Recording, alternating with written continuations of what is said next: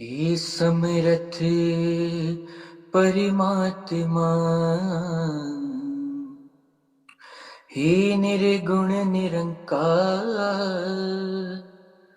तू करता है जगत का, तू सबका आधार। कण कण में है बस रहा तेरा रूप अपार। तीन काल है सत्य तू, मिथ्या है संसार। घट घट वासी हे प्रभु, अविनाशी करतार। दया से तेरी हो सभी, भव सागर से पार। निराकार साकार तू, जग के पालनहार। है बेअंत महिमा तेरी, दाता अपरंपार। परम पिता परमात्मा, सब तेरी संतान। भला करो सबका प्रभु, सबका हो कल्याण। भला करो सबका प्रभु, सबका हो कल्याण। सत्संगत जी, प्यार से कहना धन निरंकार जी। आज जहाँ संतों महापुरुषों ने सत्संग के दौरान अनेक पहलू पे ये ध्यान दिलाया कि जो सच है वो तो सदैव रहने वाला ही सच है, उसमें तो कोई भी चीज़ बदलती नहीं। पर ये जो दृष्टिकोण है हमारा, ये नज़रिया, ये पर्सपेक्टिव, ये ज़रूर अलग हो जाते हैं अनेकों बार। और उसी तरह कैसे चाहे बात फिर वो एक सच्चाई की हो, तो वहाँ धर्म की भी बात रहती है। क्योंकि ये धर्म क्या है, ये सच्चाई, ये ब्रह्म ज्ञान जो ना बदलता है, ये युगों युगों से वही रहा और आगे भी इसने यही रहना है। कैसे फिर वो जो बात आती है कि जब सिर्फ एक सच्चाई, जो बाबा जी भी अक्सर अपने विचारों में एग्जाम्पल दे के समझाते थे कि अगर एक देश में दिन है तो दूसरे में उस समय रात हो सकती है, वो टाइम जोन्स अलग हो सकती हैं। तो फिर ये सन, ये मून, ये भी उस तरह रात और दिन का पहलू, ये भी सच्चाई उस समय की एक देश की तो हो सकती है, पर वो एक परमानेंट सच्चाई नहीं, क्योंकि हर देश में वो सच्चाई लागू नहीं है। तो ऐसी फिर ये कौन सी सच्चाई है जो ये हमेशा हर समय किसी भी एक सिचुएशन में, एक जगह पे जो ना समय से बंधी है, किसी भी तरह पे हमेशा कायम दायम रहने वाली ये सच्चाई, ये निराकार, ये परमात्मा जो कभी बदलता नहीं, कभी ढलता नहीं।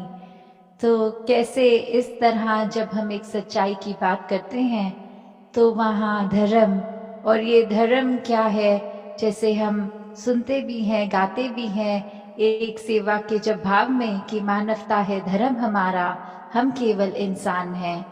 तो जब मन में ये सच्चाई ठहर जाए तो कैसे फिर ये मानवता के लिए ही अपना जीवन अर्पित, समर्पित कर देते हैं हर कोई। तो जब ये भी बात आती है कि इस निराकार के दर्शन हो गए, ये इसकी पहचान हो गई, when we realized God, तो फिर अपने आप ही हमारा एक नज़रिया भी नया हो जाता है। वो एक समझ, एक ढल जाती, एक दिमाग में चीज़ बैठ जाती है कि कैसे हम हमेशा इस ही परमात्मा का ही अंश रहेंगे, चाहे इस शरीर के अंदर हों, या ये मृत्यु होने के बाद, ये शरीर खत्म हो जाने के बाद इसमें मिलना है। तो कैसे हमने जहाँ अपने ऊपर एक खुद को कैसे पूरे लाइफ में कंडक्ट करना है, अपनी सोच को कैसे मानवीय गुणों में ढालते हुए खुद को संवारना है। और वही बात फिर अगर एक पर्सपेक्टिव की होती है, तो कैसे एक चीज़ अगर हम देखें, वो अक्सर हमें हमारे मुताबिक अगर ठीक लगती है तो वो हम उसको सही डिक्लेयर कर देते हैं। और अगर एक कॉन्वर्सेशन भी कर रहे हो, किसी से बात भी कर रहे हो, और दूसरा अगर उसी में कोई फ़र्क अलग सी बात करे, कि बोले कि आप जो कह रहे हैं वो आपके पॉइंट ऑफ व्यू से ठीक है, पर अकॉर्डिंग टू मी, मेरे अनुसार ऐसा होना चाहिए, और वो अपनी बात को किसी और ढंग से फिर एक नए एंगल से पेश करते हैं, तो कैसे फिर एक मन वही हमारा व्याकुल कि किसी तरह बस हम ये अब प्रूव करें कि हमारी बात, हमारा नज़रिया ही इम्पोर्टेंट है, दूसरे का नहीं। जो तो समझ जाते हैं कि दूसरे की भी बात उतनी इम्पोर्टेंट, उनका नज़रिया भी, तो वो तो आराम से एक बात को भी फिर भक्ति बना लेते हैं, उसमें भी परमात्मा का अंश देखकर, फिर इस सच्चाई से जुड़कर, इस परमात्मा से जुड़कर अपने आप को आगे चला लेते हैं। पर वही जो वाद विवाद की बात आती है, फिर कैसे फिर एक अपने आप को इस्टेब्लिश करने में ही ये इंसान जब लग जाता है कि अब मुंह से तो बात बोल दी है, अप्रूव करके भी दिखाएंगे, तो फिर वो बात सिर्फ एक नज़रिए, एक पर्सपेक्टिव की नहीं आ जाती। वहाँ आ जाता है अहंकार, वहाँ आ जाता है स्वयं को श्रेष्ठ कैसे साबित करना, फिर वो एक प्रूव करने तक ही बात रह जाती है। तो फिर अगर अच्छा वक्ता होगा कोई, वो तो फिर हर हाल अपने आप का अपना नज़रिया ही सही साबित कर देगा। तो बात सिर्फ ये नहीं कि सामने वाला कितना अच्छा बोल सकता है, हो सकता है उसको भी अच्छा बोलना आता हो, पर वो बात ये समझ जाए कि कुछ भी कह लेंगे, ये दूसरे इंसान के बात समझ नहीं आने वाली, तो अपनी एनर्जी और टाइम वेस्ट ना किया जाए, खुद को ही चुप कर दिया जाए और दूसरे के हाँ में हाँ कर दी जाए। तो कैसे फिर वही बात कि जो बहुत अपने आप को चतुर समझते हैं, असल में वही मूर्ख होते हैं। तो कैसे स्वयं को जब हमने ये अपने मन में ही श्रेष्ठ इतना बना लिया, तो फिर ये क्या हमें और किसी का नज़रिया समझ में आएगा।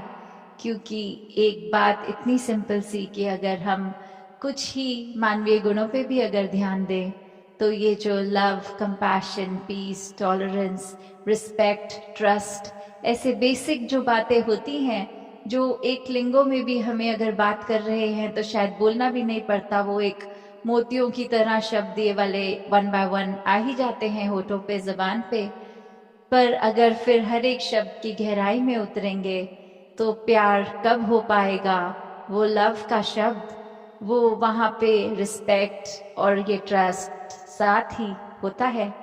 तो कैसे अगर हम ये कहें कि किसी एक व्यक्ति से या परमात्मा से हम प्यार करते हैं, पर हम उनको ना उनकी इज्जत करते हैं, ना उनको ट्रस्ट करते हैं, तो फिर क्या वो प्यार प्यार है?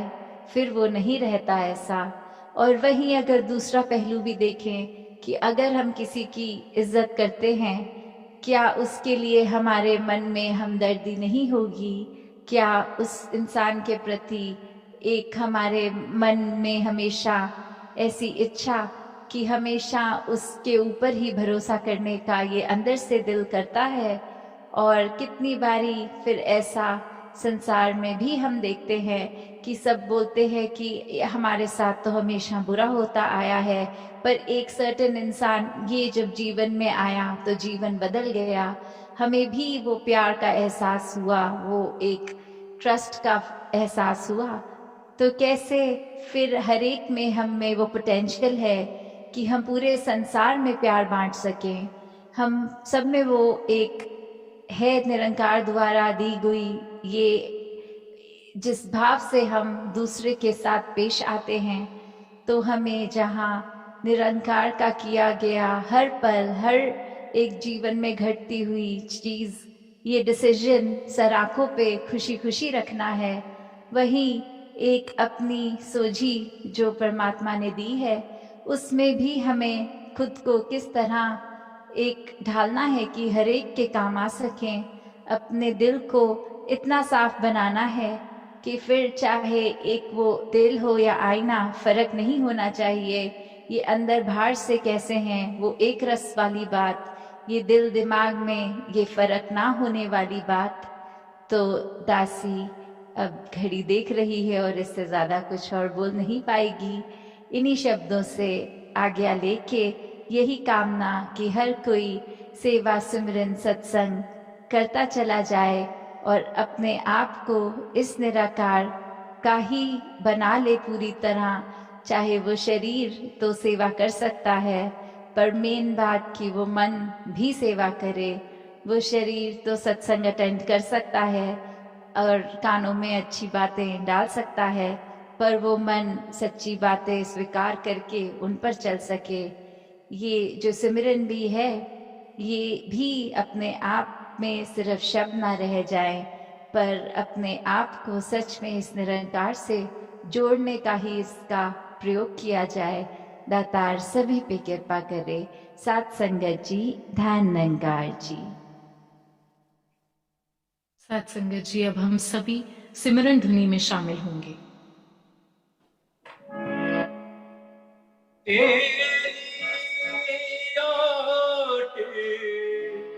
सहारा तेरा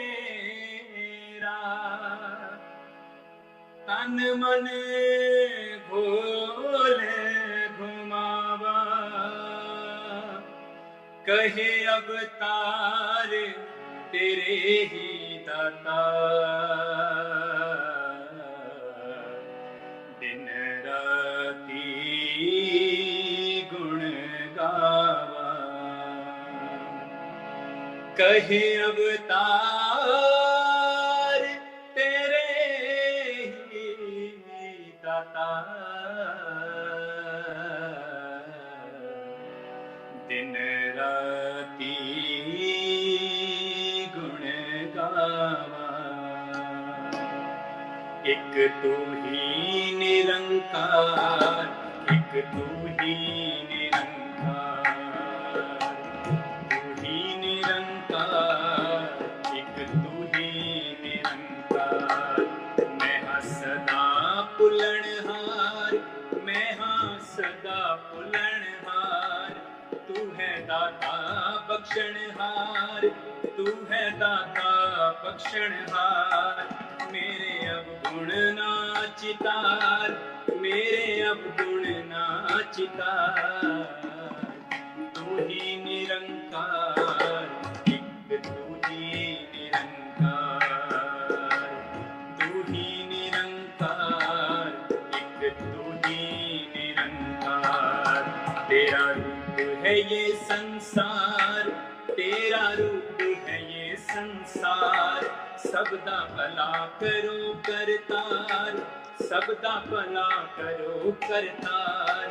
मेरी मांग है दातार, मेरी मांग है दातार, तू ही निरंकार, एक तू ही निरंकार, तू ही निरंकार, एक तू ही निरंकार।